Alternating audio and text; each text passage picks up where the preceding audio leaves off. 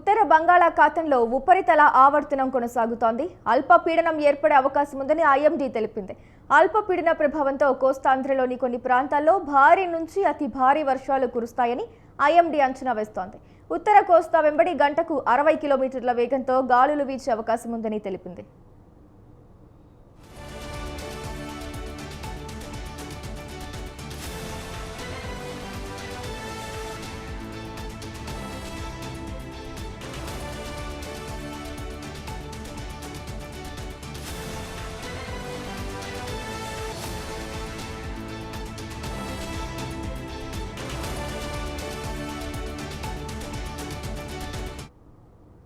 సముద్రం అలజడిగా మారిన నేపథ్యంలో మత్స్యకారులు వేటకు వెళ్లరాదని అమరావతి వాతావరణ విభాగం పేర్కొంది. వర్షాల నేపథ్యంలో ప్రజలు అప్రమత్తంగా ఉండి తగిన జాగ్రత్తలు తీసుకోవాలని విపత్తుల నిర్వహణ సంస్థ ఎండీ ప్రఖర్ జైన్ సూచించారు.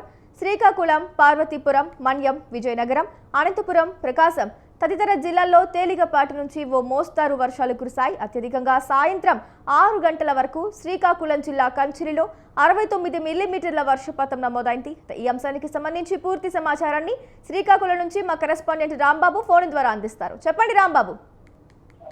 Good morning. ఏదైతే ఈ బంగాళాఖాతంలో ఉపరితల ఆవర్తన ప్రభావంతో శ్రీకాకుళం జిల్లా వ్యాప్తంగా అయితే మాత్రం బుధవారం ఉదయం నుంచే పలు చోట్ల భారీ వర్షాలతో కూడినటువంటి పరిస్థితి నెలకొంది. అదే ఉదయం నుంచే మధ్యాహ్నం 12 గంటల నుంచి స్టార్ట్ అయినటువంటి ఈ వర్షాలు అయితే మాత్రం నైట్ అర్ధరాత్రి వరకు మనకు కురుస్తూనే ఉన్నాయి.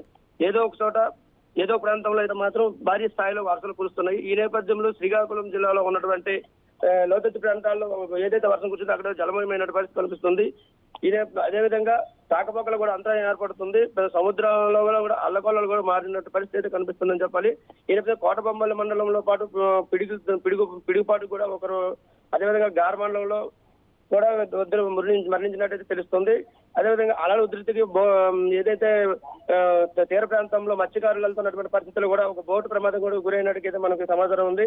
ఈ నేపథ్యంలో నిన్న ఉదయం నుంచి కురిసినటువంటి వర్షం నమోదైతే ఎట్లా ఉందంటే కంచిలో అయితే మాత్రం 69.5 మిల్లీమీటర్లు పడినట్టుంది. నర్సన్నపేట 63, కోటబొమ్మాలి 53.5, మందస 44.75 మిల్లీమీటర్లు, అదేవిధంగా కవిటి, ఇచ్చాపురం 41, 46. అదేవిధంగా వజ్రకత్తూరు, పలాసలో అయితే మాత్రం నందిగాం మండలంలో అయితే భారీ స్థాయిలో వర్షం కురిసింది అనేది చెప్పాలి.